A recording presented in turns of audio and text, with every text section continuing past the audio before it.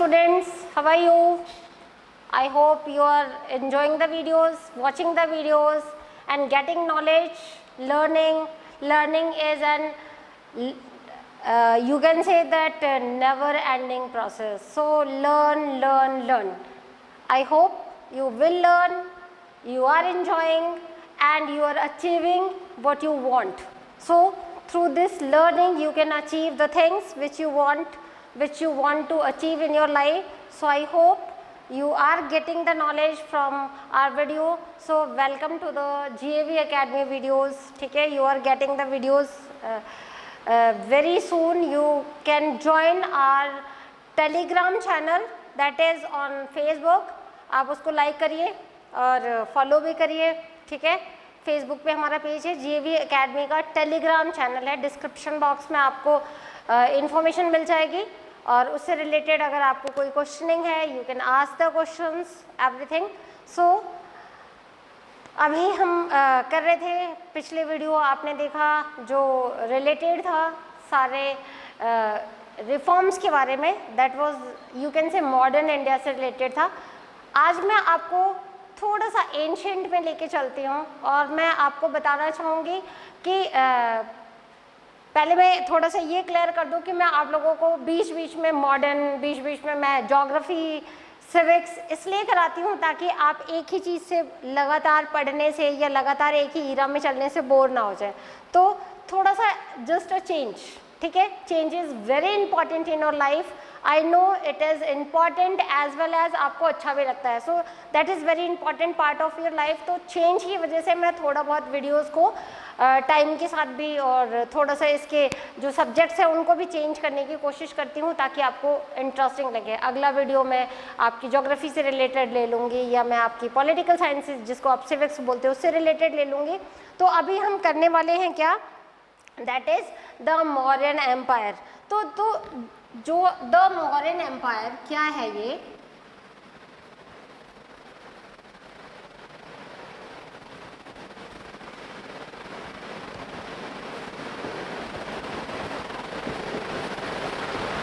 जो मौर्यन एम्पायर है, इस मौर्यन एम्पायर की जो खास बात क्या है बेटा कि हमें देखना है कि मौर्यन एम्पायर कब स्टार्ट हुआ, किसने स्टार्ट किया। उसके बाद सबसे बड़ा जो क्वेश्चन आता है कि why it declined, the reason for the decline of the these great empires. कभी कहते हैं मौर्यन एम्पायर की अगर मैं बात बताऊं आपको तो that was started in 322 BC2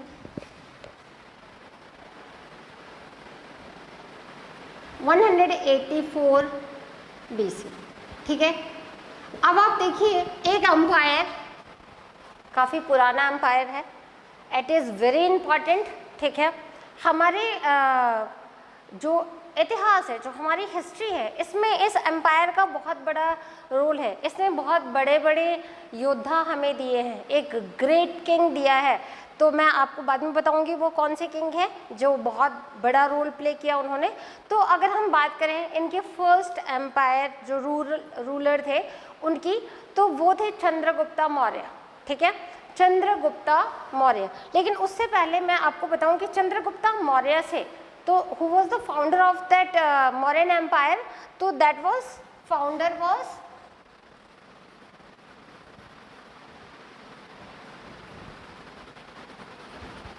Chandragupta Maurya, ठीक है। तो चंद्रगुप्ता मौर्य जो है वो उनका जो अगर हम टाइम पीरियड देखें दैट वाज 322 टू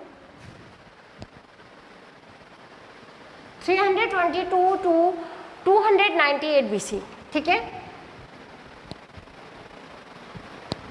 अब सबसे बड़ी चीज है कि हमें ये देखना है कि ये एम्पायर कहाँ था, ठीक है। फाउंडर तो आपको पता चल गया कि चंद्रगुप्ता मौर्य थे, दैट वाज, अगर हम शॉर्ट में लिखेंगे तो CM लिख देंगे, ठीक है। तो चंद्रगुप्ता मौर्य जिसको आज आप एक सिटी के बारे में आप जानते हैं, that is the capital of Bihar, that is Patna. Earlier it was known as Pataliputra, ठीक है। तो पाटलिपुत्रा के नाम से जो आज जो पटना शहर है, जो पाटलिपुत्रा के नाम से जाना जाता था, तो ये उसका सेंटर पॉइंट था, ठीक है, centre point of the Chandragupta Maurya. ठीक है। और वो जो उन्होंने स्टार्ट किया था, वहाँ पे एक मगध नाम की एक रीजन था, किंगडम था, जिसको वहाँ पे उस एम्पायर को उन्होंने स्टैब्लिश किया, खड़ा किया, ठीक है। पाटलिपुत्र, आपको नाम अगर याद रखना है, सो Pataliputra,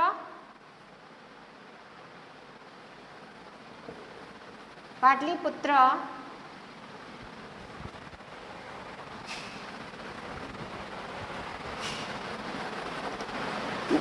which is presently known as the Patna, ठीक है। So in this area it is known as the Patna, तो पटना के नाम से जाना जाता है।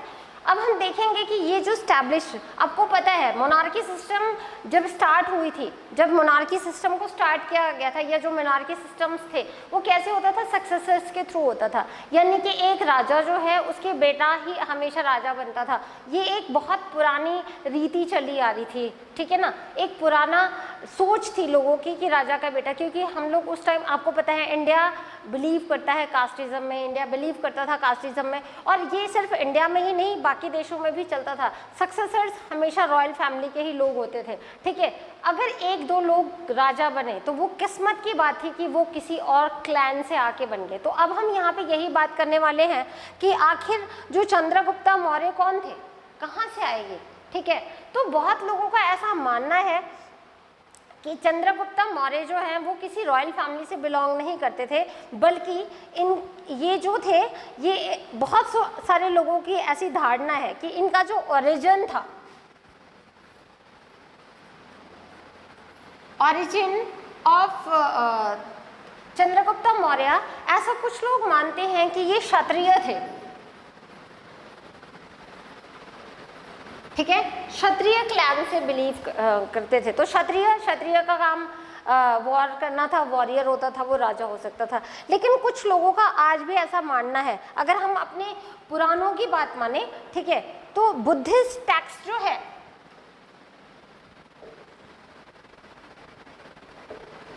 बुद्धिस्ट टेक्स्ट इन्हें क्षत्रिय मानते हैं, ठीक है। अगर आप उस टाइम बुद्धिस्ट टेक्स्ट को, क्योंकि उनके काल में बुद्धिस्ट टेक्स्ट जो है वो अपनी चरम सीमा पे था, बढ़ रहा था, ठीक है।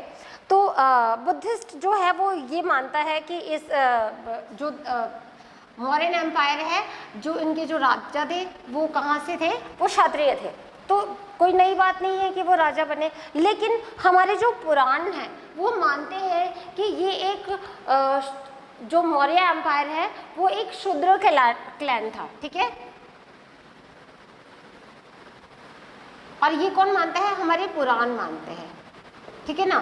तो पुराण में ऐसा माना गया है कि जो मौर्यन एम्पायर है, जो अब हम यहाँ पे मौर्यन के हिसाब से लगा रहे हैं कि अगर वो मौर्यन एम्पायर के थे तो इट मीन्स वो शूद्र थे, ठीक है।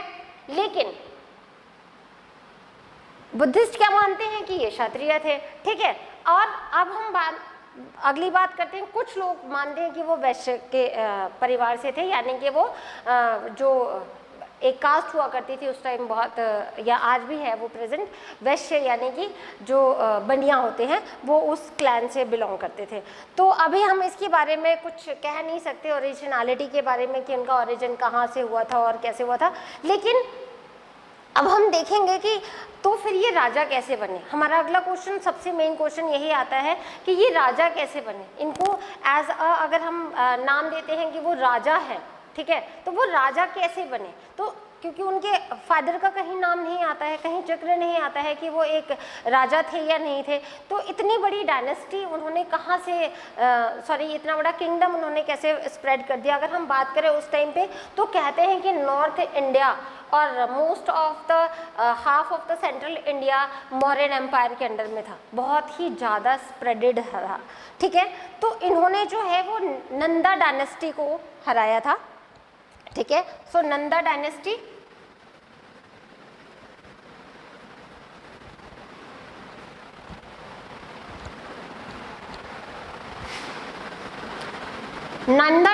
को हरा के इन्होंने स्टैब्लिश किया था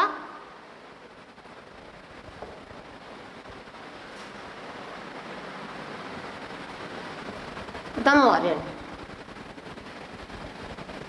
सो Mauryan empire, if you talk about, that is established by the Chandragupta Maurya after the defeation और he defeated the Nanda dynasty, ठीक है। और जो वो रूलर थे, last ruler of the Nanda dynasty, that he was known as the Dhanananda, ठीक है, धननंदा, इसलिए ये नंदा डायनेस्टी का माना जाता है। सो धननंदा को हराने के बाद इन्होंने यहाँ पे स्टैब्लिश की मौर्यन एम्पायर। अब इतना आसान नहीं होता है किसी आम पर्सन का स्टैब्लिश करना किसी एम्पायर को, तो इसके पीछे भी एक कहानी मानी जाती है। और ये कहानी ये थी कि उस टाइम पे एक बहुत बड़े एक यू कैन से स्कॉलर मतलब विद्वान, वो स्कॉलर थे जिनका नाम क्या था, कौटिल्य, चाणक्य, जिसको आप बहुत जानते हैं, लोग कहते हैं ना चाणक्य नीति। तो क्या थी ये चाणक्य नीति, तो वो कौटिल्य थे, ठीक है। उनका रियल नेम जो था वो था विष्णुदत्त, ठीक है। So with the help of the, अगर हम बात करें, he establish the Mauryan empire with the help of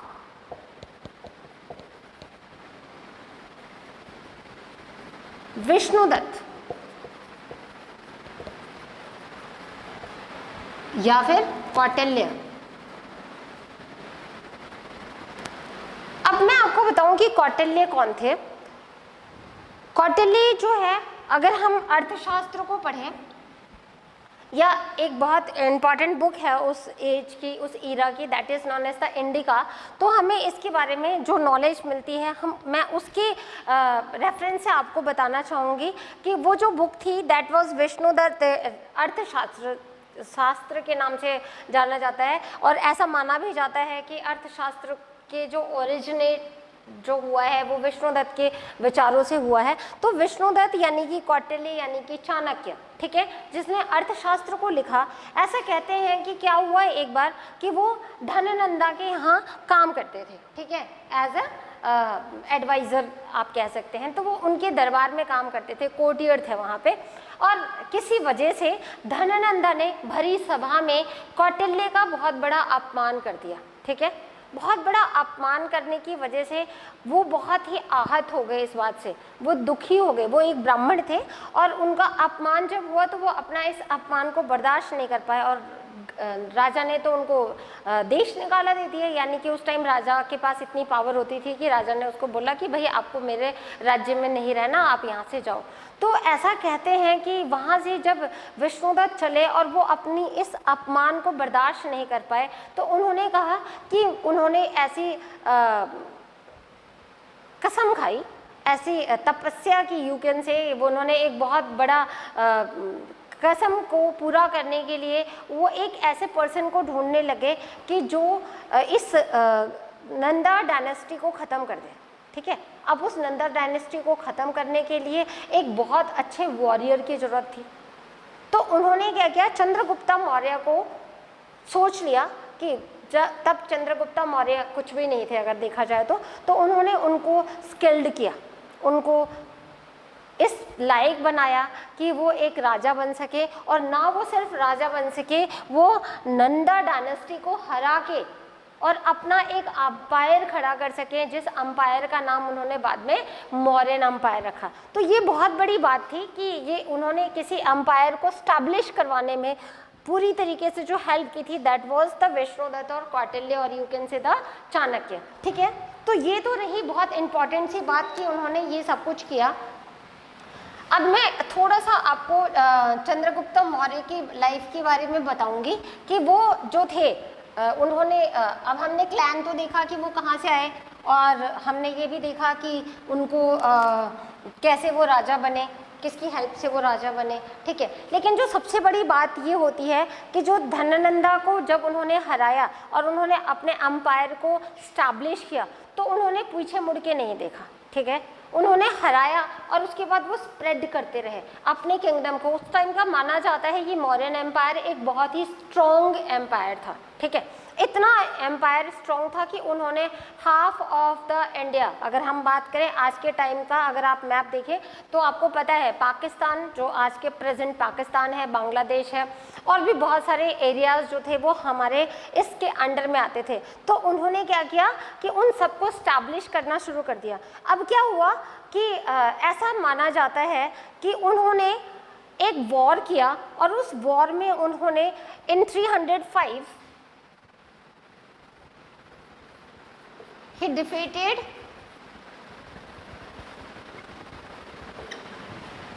Seleucus Nicator, ठीक है।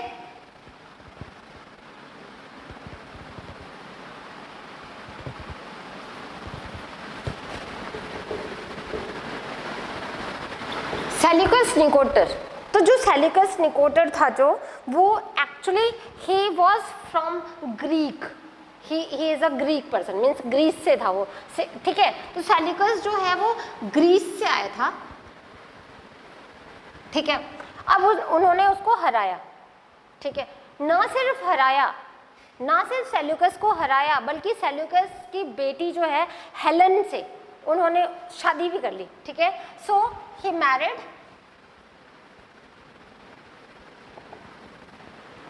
द डॉटर ऑफ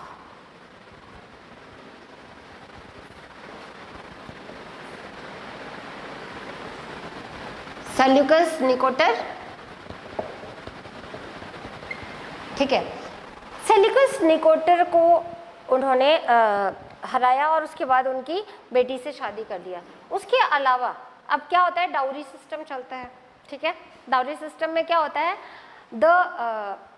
जो हम कहेंगे कि जो लड़की होती है उसके यहाँ से कुछ सामान आता है, जो गिफ्ट आइटम आता है। आज के टाइम पे इसको हम क्या कहते हैं, दहेज का नाम दे देते हैं, लेकिन पहले ऐसी चीज़ें लोग अपनी ऐश्वर्य को दिखाने के लिए, अपने पैसों को दिखाने के लिए या अपनी ताकत को दिखाने के लिए, क्योंकि पैसा कहीं ना कहीं आपकी ताकत को दिखाता है, तो वो क्या होता था कि पहले लड़की के घर से लड़के के पास सामान या जो वर पक्ष होता था उसको जो पैसे दिए जाते थे वो ये दिखाने के लिए कि हमारी लड़की किसी कमज़ोर घर से नहीं है, ठीक है। लेकिन बाद में इसको लोगों ने एक रिवाज बना दिया और ये एक अब ईविल बन गया है, जो मैं आपको बता चुकी हूँ।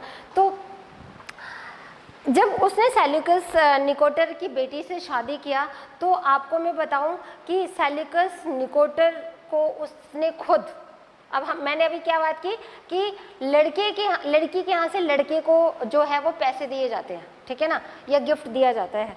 लेकिन यहाँ उल्टा हुआ, चंद्रगुप्त मौर्य ने 500 एलिफेंट्स ऐसा माना जाता है कि सेल्यूकस निकोटर को दिया, ठीक है। तो आप देख रहे हो कैसे चल रहा है, उल्टा चल रहा है।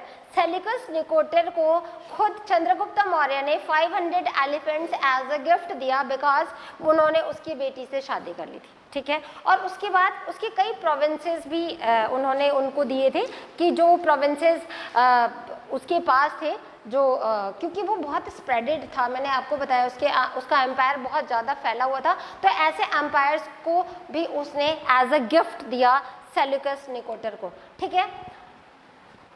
और बहुत बड़ी हम अचीवमेंट्स की बात नहीं कर सकते इनके बारे में, क्योंकि ये उस टाइम का एक बहुत ही स्ट्रॉन्ग साम्राज्य था। बहुत ही स्ट्रॉन्ग साम्राज्य होने की वजह से मैं आपको बता चुकी हूँ ऑलरेडी कि इसने कम से कम 1/4 अगर हम बात करते हैं ना कि 75% पार्ट ऑफ इंडिया वो जीत चुके थे, ठीक है। तो बहुत ही बड़ा साम्राज्य था। इस साम्राज्य को संभालना उस टाइम के लिए बहुत बड़ी बात थी। लेकिन अब मैं ये बताऊं आपको कि इसके अलावा जो कुछ खास बातें होती हैं वो ये होता है कि जो लोग थे चंद्रगुप्त मौर्य को, चंद्रगुप्त मौर्य कहने में उन्हें थोड़ी डिफिकल्टी होती थी, ठीक है। तो उन्होंने क्या किया, कुछ ग्रीक अगर हम बुक्स देखें या हम कुछ एविडेंसेस देखें तो उसमें हमें जो चंद्रगुप्त मौर्य हैं उनका नाम हमें सेंड्रोकॉट्स मिलता है, ठीक है। अगर हम ग्रीक टेक्स्ट्स देखें तो क्या नाम मिलता है, सेंड्रोकॉट्स,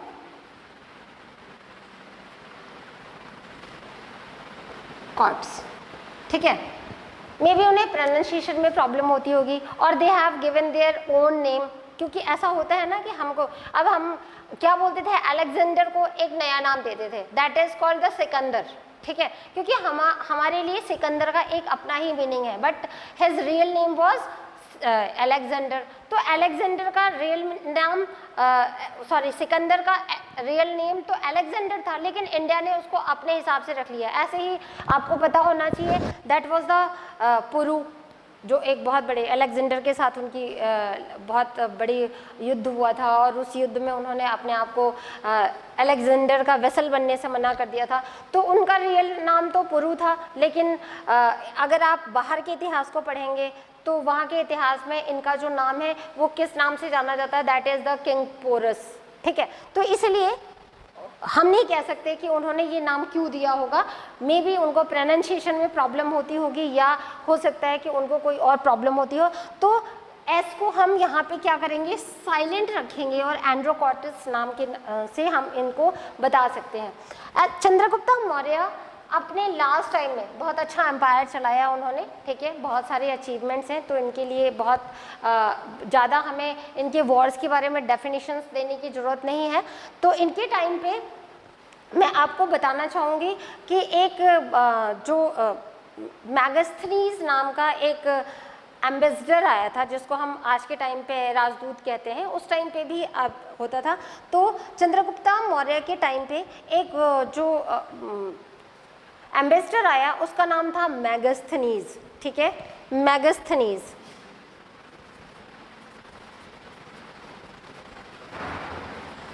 मैगस्थनीज जो, क्योंकि हम आप जरूर जानना चाहोगे कि हमें इतनी सारी इंफॉर्मेशंस कैसे मिली इनके बारे में, तो मैंने आपको बताया है कि हिस्ट्री हमेशा बिलीव करता है एविडेंसेस पे, और वो एविडेंसेस हमें कुछ बुक्स के थ्रू मिलती हैं, कहीं ना कहीं स्टोन कार्व्स पे मिलती हैं, पिलर्स पे मिलती हैं, कहीं ना कहीं हमें वो इन्फॉर्मेशंस जब मिलती हैं तभी हम उसको अपनी हिस्ट्री में शामिल करते हैं। तो मैगस्थनीज ने जो अपनी बुक लिखी, उस बुक के अंदर उसने लिखा कि किस टाइप का काम था, किस टाइप की पॉलिटिकल, इकोनॉमिक या सोशल लाइफ हुआ करती थी चंद्रगुप्त मौर्य के बारे में। और आपको उस बुक का नाम याद रखना है, that is known as the Indica. तो सबसे ज़्यादा अगर आपको मैं ये बताऊं तो इसमें से 3-4 चीज़ें जो बहुत इंपॉर्टेंट है वो आती हैं कि उन्होंने किसको हराया था, उनका वो कौन से एम्पायर से थे, उन्होंने जब इस्टेब्लिश की मौर्यन एम्पायर तो किसको हरा के किया था, और उसके बाद उनकी बेटी जो थी वो he married the daughter of Seleucus Nicator, and she the name of that daughter was Helen, ठीक है। उसके बाद बुक का नाम जो बहुत इंपॉर्टेंट है, दैट इज द इंडिका, जो मैगस्थनीज ने लिखी थी, जो एक क्या बन के आए थे, एम्बेसडर बन के आए थे, ठीक है। Last day of the Chandragupta Maurya, ऐसा कहते हैं कि अब हम स्टार्टिंग में क्या कह रहे थे, हे वॉज अ क्षत्रिय, या कुछ लोग कह रहे हैं कि नहीं वो शूद्रा थे, कुछ लोग कह रहे हैं कि नहीं वो शूद्रा नहीं थे बल्कि और क्या थे, वो एक वैश्य फैमिली से बिलोंग करते थे। बट हमने अभी तक उस बात पे मोहर नहीं लगाई है, ठीक है। लेकिन लास्ट का ये एक बहुत वेल नोन फैक्ट है कि जो चंद्रगुप्त मौर्य हैं, अपने लास्ट के दिनों में he adopted Jainism in his last days.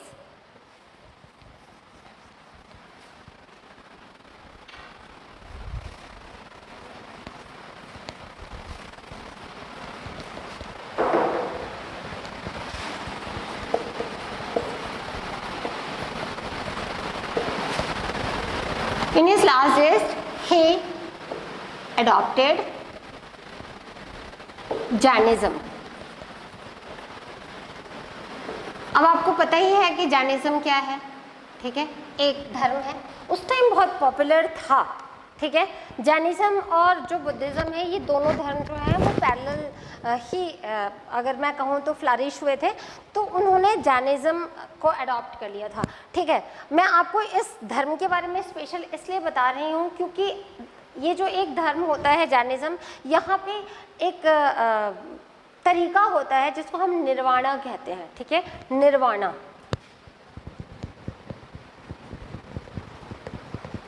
इस निर्वाणा का मतलब क्या होता है कि जब हम मोक्ष चाहते हैं, हिंदी में हम जिसे मोक्ष कहते हैं, ठीक है ना, तो इस मोक्ष के लिए जैसे आपको पता है कि हमारे हिंदुओं में लोग बिलीव करते हैं कि हमें बनारस में जाना चाहिए, काशी में जाना चाहिए या यहाँ पे जाना चाहिए तो हमें मोक्ष की प्राप्ति होगी।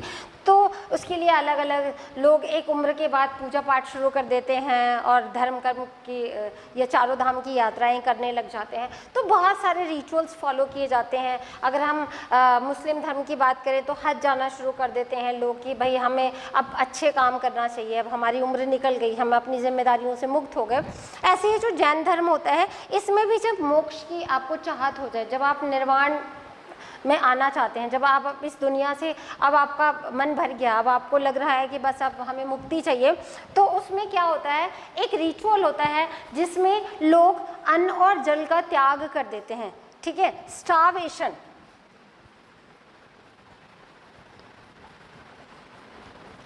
स्टार्वेशन, ठीक है ना, अन्न जल का त्याग कर देते हैं लोग जिससे कि वो मुक्ति को पा सकें, ठीक है। हालांकि अगर आज के प्रेजेंट टाइम में आप देखेंगे तो इसके ऊपर गवर्नमेंट की तरफ से रोक लग गई है। हालांकि आपको पता है कि हम किसी के पर्सनल लॉज में, रिलीजन के पर्सनल लॉज में नहीं बोल सकते हैं, लेकिन फिर भी ये कहा गया है कि ये एक तरीके का सुसाइड है, इसलिए, और आपको पता है सुसाइड इज़ अ क्राइम, तो इसलिए आजकल इसके ऊपर थोड़ी सी बातचीत चल रही है, बहस चल रहा है कि बेशक से हम किसी की पर्सनल लॉज को नहीं चेंज कर सकते, लेकिन ये जो तरीका है वो फिर भी थोड़ा ठीक नहीं है। तो इन्होंने स्टार्वेशन यानी कि अन्न जल त्याग दिया था, ठीक है, ताकि वो उनको मुक्ति मिल जाए, और इसके लिए वो सर्वेंट गौला,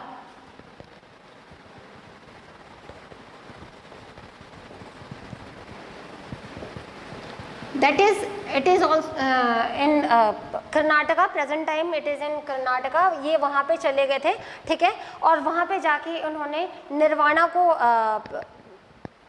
स्टार्ट कर दिया था, यानी कि स्टार्वेशन स्टार्ट कर दी थी, और स्टार्वेशन के बाद उन्होंने क्या किया कि अपनी जान दे दी, ठीक है, तो यानी कि मतलब मोक्ष को प्राप्त कर गए। तो ये इनकी, तो because of the starvation he died, and why starvation, खाने की कोई कमी नहीं थी, ठीक है, वो राजा थे, लेकिन उन्होंने जैनिज्म को अडॉप्ट कर लिया था, अपना लिया था, और इस वजह से उन्होंने निर्वाणा को अपनाया, और निर्वाणा की वजह से उनकी जो है वो मुक्ति हो गई, उसको हम स्टार्वेशन का नाम देंगे। तो ये तो बहुत इंपॉर्टेंट चीज़ें थी जो हमने चंद्रगुप्ता मौर्य के बारे में देखा। अब हम उनके अगले सक्सेसर की बात करेंगे कि उनके जो अगले सक्सेसर थे वो कौन थे। तो मुझे लगता है कि आपको पता तो होगा ही कि उनके अगले सक्सेसर कौन थे। तो the son of Chandragupta Maurya, ठीक है, सो बिंदुसारा।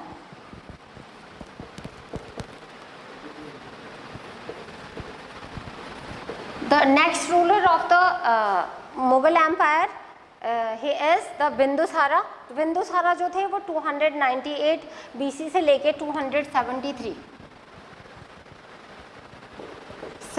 BC तक इन्होंने काम किया था, ठीक है, और second ruler of the Mauryan empire हम कह सकते हैं, क्योंकि फर्स्ट तो चंद्रगुप्ता मौर्य थे और सेकेंड वॉज द बिंदुसारा, ठीक है। फादर वॉज चंद्रगुप्ता मौर्य,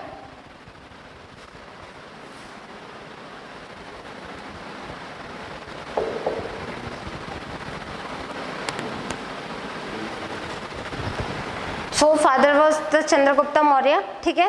और इनके टाइम पे आपको पता है फादर ने खुद ही बहुत ही स्ट्रॉन्ग एम्पायर इनको सौंपा था, तो ऐसी कोई इन्होंने दिक्कतें नहीं उठाई, ऐसा कुछ नहीं इन्हें करना पड़ा, बहुत ही वेल प्लान्ड और सेटल्ड जो था वो इनका एम्पायर चल रहा था। लेकिन ऐसा माना जाता है कि इनके टाइम पे एक बहुत बड़ा रिवोल्ट हुआ था, ठीक है, सो रिवोल्ट, और वो रिवोल्ट हुआ था वो हुआ था तक्षशिला में,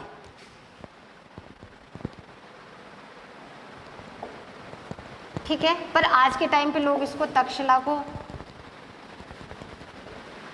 ऐसे लिखते हैं, ठीक है, but this is the correct pronunciation और the spelling of that Takshashila.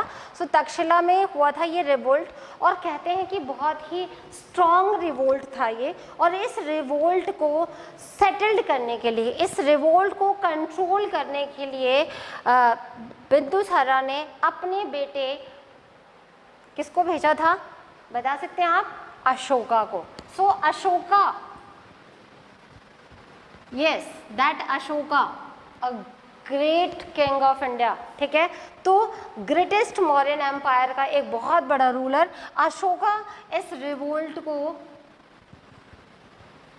Control करने के लिए गए थे तक्षशिला में, and he was succeeded, success भी मिली उन्हें उसमें, ठीक है, उन्होंने he control the revolt of Takshashila. So Takshashila के रिवोल्ट को कंट्रोल भी किया उन्होंने, और ये बहुत ही इम्पॉर्टेंट सी बात है।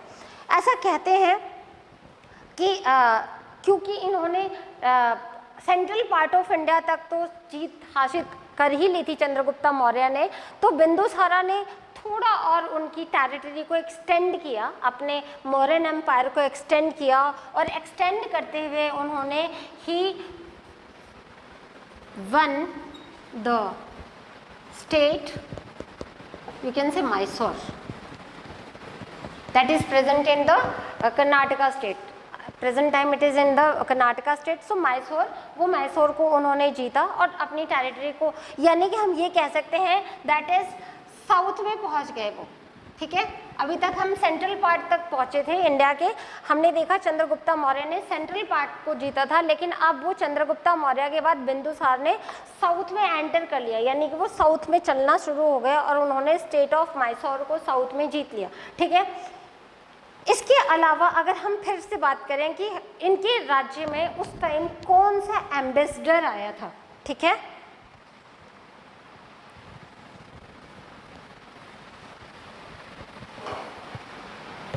एम्बेसडर की बात करेंगे कि कौन सा एम्बेसडर आया इनके टाइम पे।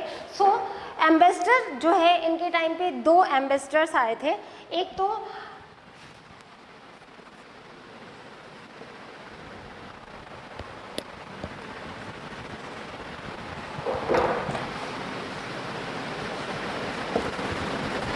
डेमेसिस, ठीक है। सो डेमेसिस जो है CH, ठीक है, ही वॉज फ्रॉम सीरिया। अब आपको तो पता ही है सीरिया कहाँ पे है, ठीक है, so from the central Asia, ठीक है, got it, you got it. उसके बाद डायनोसिस,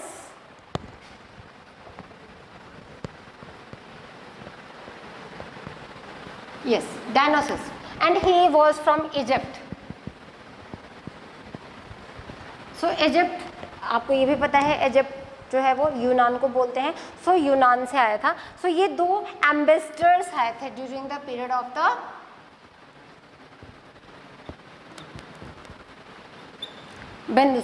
बिंदुसार के टाइम पीरियड में दो ये एम्बेसडर्स आए थे। So one from the Syria and second one is from the Egypt, got it. So ये है, और हम ऐसा कुछ नहीं कह सकते कि मैंने आपको बताया बहुत स्मूथ चल रहा था। एक रिवोल्ट की बात आती है बिंदुसार के टाइम पे, और जो सबसे बड़ी जो इनकी अगर हम अचीवमेंट की बात कहें तो वो हमारा स्टार्ट होता है, he has given a great empire for India, that is the Ashoka, जिसके बारे में अभी हम बात करने वाले हैं। The Ashoka was the son of Bindusara, और कहीं कहीं हमारे रिकॉर्ड्स में ऐसा मिलता है कि बिंदुसार के 100 बेटे थे, ठीक है, क्योंकि कहीं हमें बहुत ज़्यादा लिखा हुआ नहीं मिलता है, लेकिन हमारे जो हिस्ट्री है वो ये कहती है कि अशोका जो था उसने अपने 99 भाइयों को मारा, तब जाके वो राजा बना। और ये भी बात क्यों आती है मैं अभी आपको बताऊंगी इसके बारे में थोड़ा सा, तब तक सस्पेंस रहने देते हैं तो आपको मज़ा आएगा सुन के। तो क्या हुआ था कि अगर हम next ruler of the Mauryan empire बात करें तो वो जो एम्पायर थे that was known as the, first was Chandragupta Maurya, second was known as the Bindusara, and if we talk about the third empire that is called the,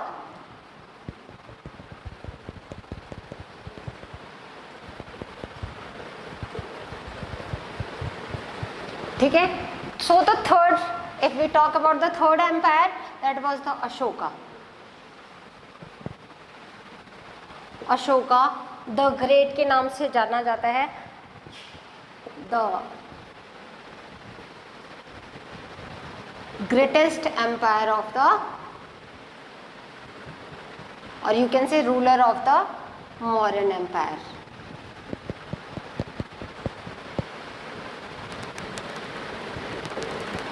So it is very important. So the time period if we talk about, that is 273 BC to 232 BC.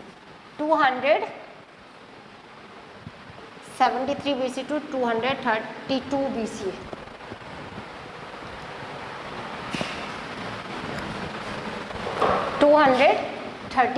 BC. Got it? So ये उसका time period माना जाता है अशोका का. काफ़ी लंबा अगर हम देखें तो इन्होंने वहाँ पे रूल किया है.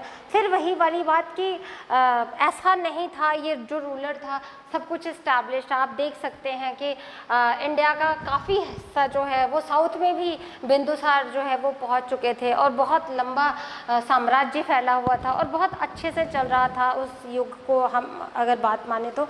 लेकिन क्या हुआ कि जो बहुत इम्पॉर्टेंट अगर इनके बारे में कि उन्होंने अपने टाइम पे एक बहुत बड़ा, कहते हैं ना कि एक कहावत है कि पूत के पैर पालने में नज़र आ जाते हैं, तो ऐसा माना जाता है कि ये एक बहुत अच्छे रूलर बनेंगे. और ये हमें कैसे पता चल जाता है, जब उन्होंने तक्षशिला के रिवोल्ट को कंट्रोल कर लिया. उनके फादर को लग गया था कि जो ये मेरा बेटा है ये बहुत अच्छा रूलर बनेगा. लेकिन आपको जैसे कि पता है कि अभी मैं आपको बता रही थी कि मोनार्की सिस्टम का एक नियम होता था और उस नियम को ही लोग फॉलो करते थे. और वो नियम ये होता था कि कोई भी अगर राजा का जो बेटा होगा, जो सबसे बड़ा बेटा होगा, उसी को राजा बनाया जाएगा. अगर उसके अंदर कहीं डिसेबिलिटी हो जाएगी, अगर कहीं कोई प्रॉब्लम हो जाएगी, तभी उसके किसी और बेटे को चांस मिलेगा. तो आप ऐसा महाभारत में देख सकते हैं कि धृतराष्ट्र को ना बना के पांडु को बनाया गया था क्योंकि वो ब्लाइंड थे. Otherwise the first child of the king, that is the he should be the king. तो ये एक सक्सेसर माना जाता था. तो अशोका जो थे वो पहला बेटा नहीं थे बिंदुसार के, लेकिन क्योंकि जब उनको रिवोल्ट को कंट्रोल करने के लिए तक्षशिला में भेजा गया, ये कहते हैं ना हमारे अंदर भी कॉन्फिडेंस लेवल आ जाता है. तो अशोका के अंदर भी कॉन्फिडेंस. और दूसरी बात होती है कि हमारी जो इच्छा, हमारी एस्पिरेशंस कि क्या है, क्या करना है, मुझे तो राजा ही बनना है. सो ऐसा कहते हैं ही किल्ड हिज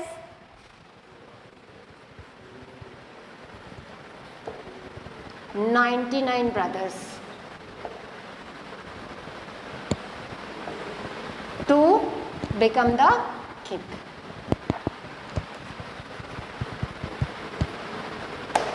अब बहुत बड़ी बात है ये कि वो एक अपने 99 ब्रदर्स को मार रहा है ताकि वो अपने वो किंग बन जाए ऑफ हिज सेम किंगडम, अपने फादर वाले किंगडम का, किसी नई जगह का नहीं. अपने उस मौर्यन एम्पायर का उत्तराधिकारी बनना चाहता था, सक्सेसर बनना चाहता था. सो उसके लिए उसने अपने 99 ब्रदर्स को. लेकिन अभी मैंने आपको बताया कि ये एक ऐसी चीज़ है जहां हम इस बात को मानेंगे कि वो है या नहीं है, क्योंकि 99 ब्रदर्स की बात आती है, लेकिन कहीं कहीं लोग ऐसा भी मानते हैं कि अशोका जो है या बिंदुसार जो है इसके सिर्फ 4 ही बेटे थे. लेकिन ऐसा कहीं कहीं ऐसा माना जाता है कि उसने अपने 99 ब्रदर्स को मारा था और अपने सिर्फ और सिर्फ एक भाई को छोड़ दिया था जो सबसे छोटा था, जिसका नाम अगर हम कहें तो उसका नाम राधा कृष्ण था. ठीक है, तो उन्होंने सिर्फ उसको छोड़ा था और बाकी सबको मार दिया था. तो हम इस बारे में ज़्यादा नहीं बात करेंगे कि 99 ब्रदर्स को मारा था या नहीं मारा था. ठीक है, जो इतिहास कहता है, हम इतिहास में वापस नहीं जा सकते, तो हम उन एविडेंसेस पे ही बिलीव करते हैं. और एविडेंसेस ये कहते हैं कि 99 भाइयों को मारने के बाद वो एक राजा बना था, जबकि कुछ एविडेंसेस ऐसे कहते हैं कि वो सिर्फ और सिर्फ 4 भाई था और उसने अपने, हाँ ये बात बिल्कुल सच है कि उसने अपने भाइयों को मारा था तभी वो वहाँ का राजा बना था, क्योंकि जो अशोका था वो 4थे नंबर का बेटा था बिंदुसार का. इसका मतलब उन्होंने अपने बाकी भाइयों को मारा था. इसलिए बाकी की बात कह रही हूँ, मुझे नहीं मालूम कि 99 या मुझे नहीं मालूम कि 3, क्योंकि एविडेंस ऐसा कहीं भी कुछ क्लियर नहीं बताते हैं. उनके टाइम पे बहुत बड़ी बड़ी बुक्स लिखी गई, ठीक है ना. तो जैसे मैं आपको बता रही थी कि बौद्धिस्ट जो है, बौद्धिस्ट को अगर वर्ल्ड में फैलाने का काम जिसने अगर किया तो वो हम अशोका के बारे में ही बात करेंगे, क्योंकि उससे पहले भी बुद्धिस्ट धर्म काम कर रहा था, लेकिन वो सिर्फ और सिर्फ इंडिया और इंडिया की टेरिटरीज तक ही सीमित था। लेकिन धीरे धीरे जैसे ही अशोका जो है वो अपने इसके पीछे एक बहुत बड़ा रीज़न माना जाता है कि ऐसा कैसे हुआ और इतना बड़ा जो एम्पायर है वो डिक्लाइन क्यों हो गया। तो इसके लिए मैं आपको थोड़ी सी चीज़ें बताना चाहूँगी। जो सबसे जो इम्पॉर्टेंट चीज़ है वो ये बताऊँगी मैं आपको कि मौर्यन एम्पायर का डिक्लाइन क्यों हुआ। ऐसा कहा जाता है कि कलिंगा जो आज के टाइम पे हम अगर बात करें तो वो उड़ीसा के आसपास एक युद्ध लड़ा गया था, जो किसने लड़ा था? अशोका ने लड़ा था। आपको मैंने बताया था वो बहुत ही ग्रेट किंग था, ठीक है। युद्ध हुआ, युद्ध में बहुत सारे लोग मारे गए, बहुत सारे प्रॉपर्टी और लाइफ को नुकसान हुआ। और जब अशोका उस युद्ध को देखा और उसने जब देखा ब्लड शेड्स पड़े हुए थे चारों तरफ, लाशें ही लाशें पड़ी हुई थी, खून ही खून पड़ा हुआ था, तो उसने सोचा कि ये इससे मेरे को क्या मिला, ठीक है। इतना बड़ा एम्पायर करके मैंने क्या करना है, मुझे क्या करना है इतने बड़े एम्पायर का, ठीक है। जो एम्पायर मुझे लोगों की जान लेके अगर मिलता हो तो ऐसे एम्पायर का मुझे तो नहीं लगता है कि कोई इम्पोर्टेंस है। और कहते हैं उस एक क्षण ने, उस मोमेंट ने अशोका की लाइफ को ही चेंज कर दिया। So war of Kalinga,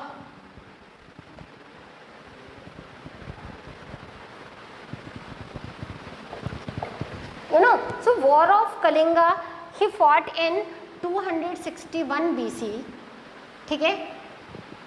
So in 261 BC he fought this Kalinga war, ठीक है। और उस कलिंगा के वॉर में क्या हुआ, उसने ये शपथ ली, जब उसने बहुत सारे ब्लड शेड्स देखे और बहुत सारे लोगों को रोते बिलखते देखा। देखिए वॉर में कौन जाता था?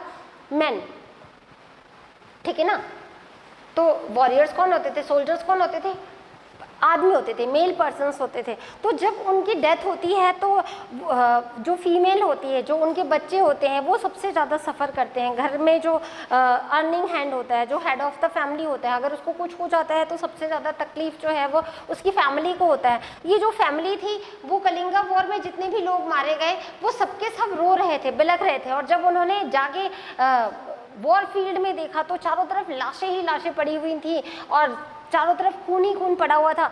तो उन्होंने अशोका ने ये डिसाइड किया कि आज के बाद वो कोई वॉर नहीं लड़ेंगे, ठीक है। और वो धीरे धीरे ही एडॉप्टेड द, अब हम फिर से उस टाइम पीरियड में जाएंगे जहां हमने क्या देखा कि चंद्रगुप्ता ने जैनिज्म को फॉलो किया था। तो जैनिज्म को फॉलो किया, इट मीन्स जो बिंदुसार थे वो भी जैनिज्म को चला रहे थे, लेकिन अचानक से जो अशोका है वो बहुत बड़े मैसेंजर माने जाते हैं बुद्धिस्ट के। सो ही एडॉप्टेड और यू कैन से he followed, okay.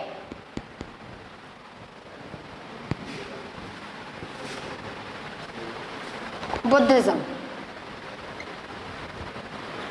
So he started following the Buddhism और वो बुद्धम शरणम गच्छामि की जो चैंटिंग होती है वो इन्हीं के बातों से होती है। So he started following a Buddhism. और आपको पता है बुद्धिज्म अहिंसा में विश्वास करता है। तो उन्होंने उसके बाद he left the war, after the Kalinga war he left the war and he started the following Buddhism, that non-violence, कि भाई अब आज के बाद मैं तो राजा है, अगर वो वॉर नहीं करेगा तो वो क्या बनेगा? तो उसका मतलब वो क्या बन गया? वो एक मॉन्क बन गया एक तरीके से। He wants to spread this message all over the world. और वो बाकी राजाओं को भी कहने लगा कि भाई आप लोगों को वॉर करने की जरूरत नहीं है। एक्चुअल में देखा जाए तो क्या होता है, वॉर से कुछ नहीं मिलता है। So he started spreading the Buddhism.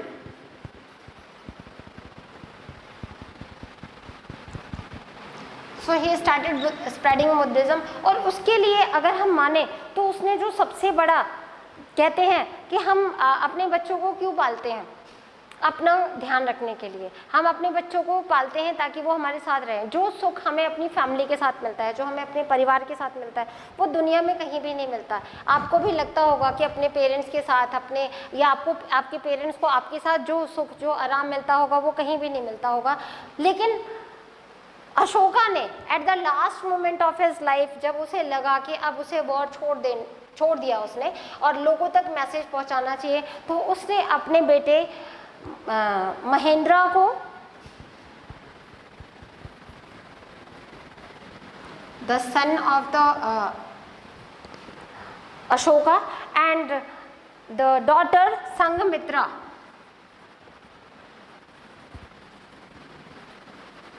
so she is the daughter of the Ashoka. इसने इन दोनों को सिलोन में भेजा, he sent them in Ceylon that is present name as the Sri Lanka. Sri Lanka में उन दोनों को भेजा to spread the message of the Buddhism और नॉन वायलेंस, कि भाई हमें युद्ध नहीं करना चाहिए, हमें ये सारी चीज़ें छोड़ देनी चाहिए, ठीक है। तो ये जो था, this is the life cycle of the, you can say the Mauryan empire, ठीक है। उसके बाद क्योंकि अब उन्होंने वॉर ही नहीं किया, तो आपको पता है जब सामने वाले को पता चल जाए कि उस टाइम तो राजाओं की फितरत ही थी युद्ध करना और जीतना, तो जब उन्हें पता चल गया था कि the Ashoka he is not interested in war, और वो वॉर नहीं करना चाहता, वो अपनी किंगडम को स्प्रेड नहीं करना चाहता, तो धीरे धीरे उसने अपने दोनों बच्चों को भी इस से दूर रख दिया और सिलोन भेज दिया। और ऐसे कहते हैं कि पूरी की पूरी एशिया में, मोस्टली आपको पता है कि इस time Asian most of the Asian countries they are following the Buddhism, तो बुद्धिज़्म स्प्रेड हो गया धीरे धीरे, ठीक है।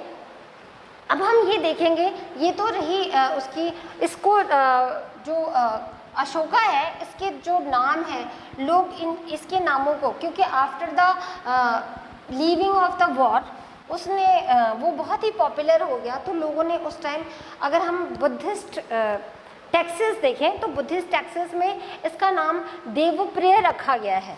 अगर कहीं नाम आता है सो देवप्रिय के नाम से आता है in Buddhist texts. So what is the meaning of Devapriya? देव मीन्स भगवान, प्रिय मीन्स प्यारा, so beloved of god. So he is very popular in beloved of God or Devapriya in Buddhist texts. Okay, and second name he is also known as the Priyadarshi. So what is the meaning of Priyadarshi? फिर से वही बात कि प्रिय means अच्छा, प्यारा, और दर्शी means देखना। So अगर हम गुड लुकिंग कहें इसको, so गुड लुकिंग लोगों ने इसका नाम जो है वो प्रियदर्शी दे दिया, दैट इज गुड लुकिंग। अब इसके पीछे क्या रीज़न है कि जब आप एक शांत पर्सन होते हो, जब आप एक बहुत लोगों को समझने वाले पर्सन होते हो, जब आप लोगों की प्रॉब्लम्स को समझते हो, लोगों की प्रॉब्लम्स को सॉल्व करते हो, तो आप लोगों के बड़े फेवरेट बन जाते हो। और कहते हैं चेहरे से कोई सुंदर नहीं होता है, मन से लोगों को सुंदर होना चाहिए, ठीक है। तो आप कैसे मन से सुंदर होगे? जब सामने वाले को भाओगे। तो सामने वाले को कब भाओगे? जब आपका बिहेवियर बहुत अच्छा होगा। सो कहते हैं योर बिहेवियर और your inner beauty reflects on your face and through your behaviour. तो कैसे बिहेव कर रहा है वो आपके जो आपका बिहेवियर है, जो आपका एक्शन है, जो आपका बॉडी जेस्चर है, वो आपको शो कर रहा है। सो इसलिए वो बहुत फेमस हो गया था, क्योंकि वो बहुत गुड लुकिंग दिखने लग गया था लोगों की नज़रों से, इसलिए वो बिलव्ड ऑफ गॉड। लोग कहने लगे कि भाई भगवान तो इसको बहुत वो मानेंगे, क्योंकि ये बहुत लोगों का प्रिय हो गया। तो कुछ मैं अचीवमेंट्स अगर इनके टाइम पे की मैं बताना चाहूँ, क्योंकि अशोका एक ऐसा एम्पायर था, ख़त्म बेशक से हो गया, पर उसकी निशानियाँ आज भी हम याद करते हैं। तो उनमें हम सबसे पहले हम धम्म की बात करेंगे। सो धम्म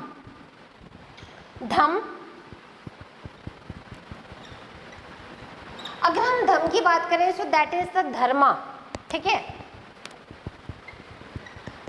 and Dharma is what? The duty.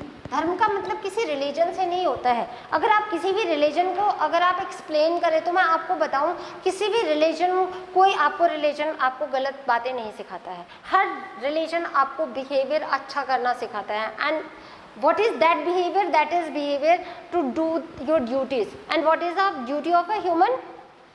सबकी सेवा करो, सबके दिल की बात समझो, सबके लिए अच्छा करो, दैट सो इसलिए उसने धम्म नाम का एक धर्म किया जिसमें उसने लोगों को उसकी ड्यूटीज़ के बारे में बात की, ठीक है। उसके बाद थोड़ी सी और एक दो चीज़ें हैं जो मैं उसके बारे में आपको बताना चाहूँगी, that is the stupa of Sanchi, ठीक है। जो कुछ चीज़ें जो आज भी हम मौर्यन एम्पायर के काल की देख सकते हैं, सो that is the Sanchi stupa,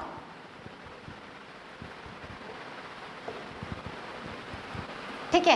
India में ऑल ओवर अगर हम इंडिया बात करें तो देयर आर 84,000 सांची स्तूपा,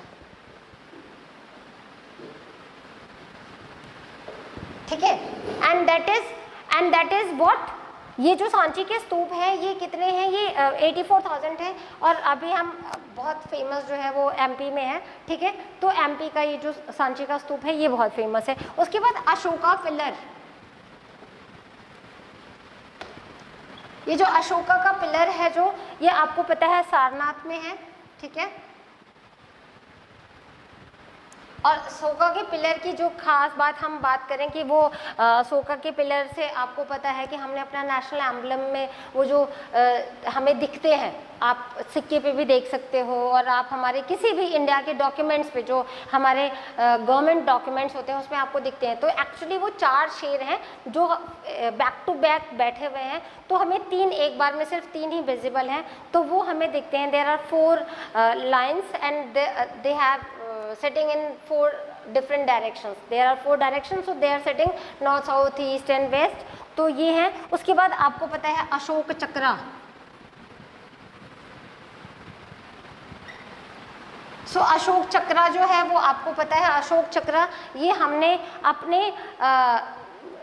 अपने फ्लैग में इस्तेमाल किया हुआ है। आपको पता है फ्लैग के जो मिडल में आपको पता है that is of blue colour, Ashok चक्र है। उसमें 24 तीलियाँ हैं, द स्पोक्स आर 24 बिकॉज कहते हैं कि समय कभी नहीं रुकता, चाहे कैसा भी टाइम आ जाए समय जो है वो चलता रहता है। सो 24 chakras it represent it has taken from the Buddhist धर्म, ठीक है। तो जो समय का चक्र है वो चलता ही रहता है।